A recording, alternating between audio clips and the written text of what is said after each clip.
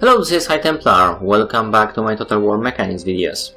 Today we have a fresh new Total War title, Three Kingdoms, and I want to talk about the changes that were made in this title. And there are quite few of them. This seems to be based on the historical titles engine when it comes to the battle mechanics, which is great for me. I mean, I do love Warhammer, but I did love Rome 2 better. But there are quite a few changes. And if you look at the units, first thing you will notice that there is no more attack and defense stats. We do have morale, health, melee charge bonus, melee charge rate, which is how many times per minute people hit, and you could see that's significantly higher than it used to be in most cases. I mean, in pretty every case they are hitting faster per minute than in any other Total War title before. Melee damage base and armor piercing. Yeah, the armor piercing, the damage in most units are quite high. It's more like if I go here, for example, and you go for the arrows, you would see that the arrows do 45 armor piercing damage. So more like Warhammer than the historicals when it comes to that damage. What else?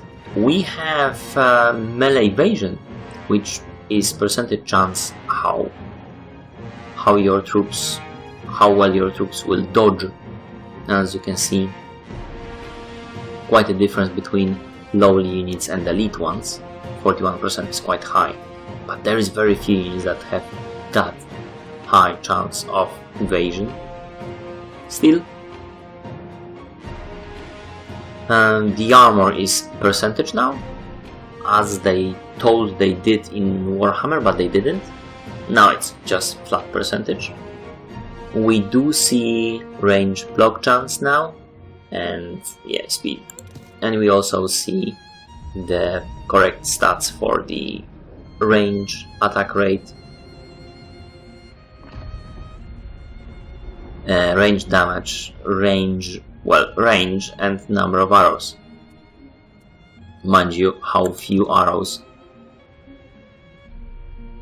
and those guys have. Those guys with 12 range attack rate but 19 arrows, and those guys with 13 arrows but 7 range attack rate. But those are crossbow, these are to be expected.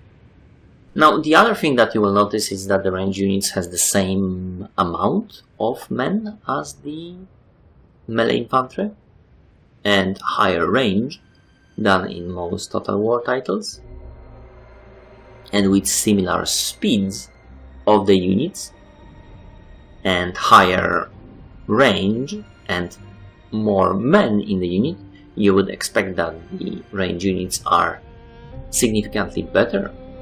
They aren't, but that's something for another day.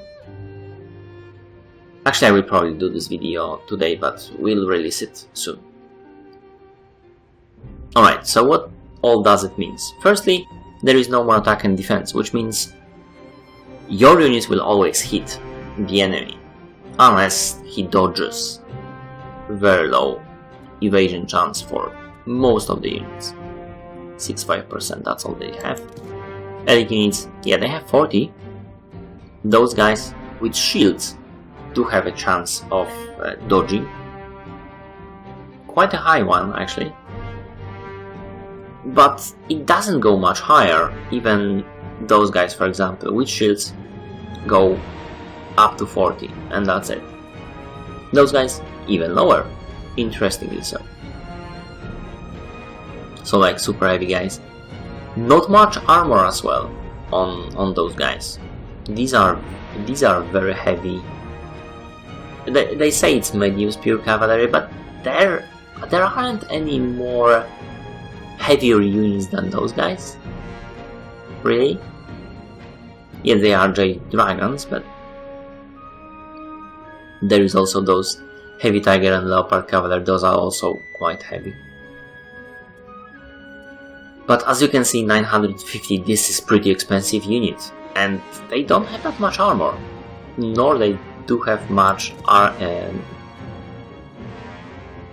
block chance, I mean evasion chance. They do have some, yes, much higher than those guys. So what does it all mean? Well, tanky units will be always tanky. No matter who will you put them against, they will be tanky. Elite units will be less elite, in a sense that in Warhammer you could put Iron Breakers against several units that are much weaker. But they will hold because of high defense. Obviously they will get tired, but if you have any units or generals that will be able to refresh that, that would be unbreakable, pun intended, unit. So Iron Breakers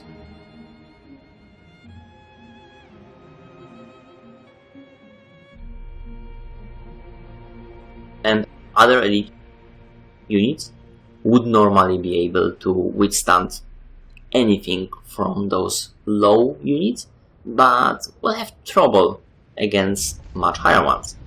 This is no longer true here, unfortunately, because there is no attack. So high attack, high defense doesn't really matter.